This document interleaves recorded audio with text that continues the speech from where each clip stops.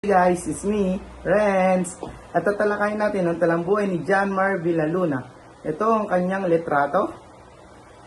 Ang nickname niya pala ay Oh My Venus.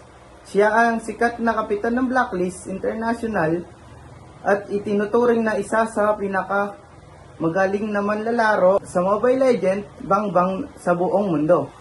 Si John Mar ay lumaki siya sa simpleng pamilya sa Antipolo, Rizal. Wala siyang maraming pera at walang kakilalang makakapagbigay sa kanya ng pabor. Nagsimula lang siya sa paglalaro sa mga torneo barangay kung saan ang papremyo ay maliit na halaga o panload lang. Kahit ganun man ay sumasali pa rin siya para maasa ang kanyang galing. Maraming hindi naniniwala sa kanya at hinarap niya ang mga pangusga pero hindi siya sumuko sa pangarap niya. Nagsimula lang si Oh My Venus na umangat nung na-discover siya ng Onyx PH bago lumipat sa Blacklist International. Dito nabuo ang sikat na V-Wise duo kasama si Wise. Eto na ata ang green na bumula kalahati ang buhay mga kaibigan. We won the game 5. Pero buhay pa rin ang mga tao dito, lumabas na ang mukha nila sa camera. Patapos na ba ang laban? Kalahati ang buhay ng Lord dito. Kelvin J falling low. But meanwhile, sino yung nandun sa bandang kilid? Ayun na! Two heroes falling down on the hot parts. Oh, this is a big comeback!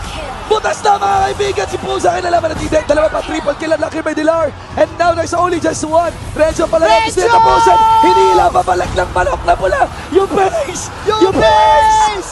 Isang one hit na lang! Oh! Si Wise naman ay ito ang naging ka-teammate niya sa MLBB at ito ang nagpasikat sa kanya at sumikat sa kanilang dalawa. Ang mga na-achieve naman niya sa paglalaro ng ML ay naging MPLPH champion siya sa kampiyon sa M3 World at nag-championship rin siya sa gintong medalya sa SEA Games. At doon siya nakilala sa pagiging pangalan na Queen of Support at pinakamagtalinong manlalaro sa MLBB. Ang mga na-achieve naman siya paglalaro sa MLBB ay sahod at papremyo mula sa pagiging pro player sa Blacklist International, malaking kita mula sa live stream at mga videos sa TikTok at Facebook at YouTube, mga kasunduan sa patalasas sa malaking brand na tulad ng Smart, TNT at Acer. At may sarili rin siyang mga bentahan ng damit, proyekto na ilan at marami pang iba. Hindi lang nag-focus sa MLBB si Oh My Venus at marami rin siyang tinayong mga business tulad ng B-Wise Clothing Shop at marami pang iba. Ito ang nakuha kong aral mula sa pagsasaliksik ko sa talambuhay ni Oh My Venus sa drag to rich na papuntahan ng kanyang buhay. Hindi kailangan ng mayayaman na pamilya o malaking connection para umasenso. Sapat na ang husay, tiyaga at paninindigan sa sarili para makarating mo ang pinakamataas na tagumpay at pinapangarap mo.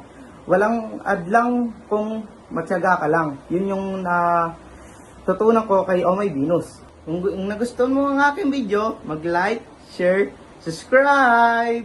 Bye guys!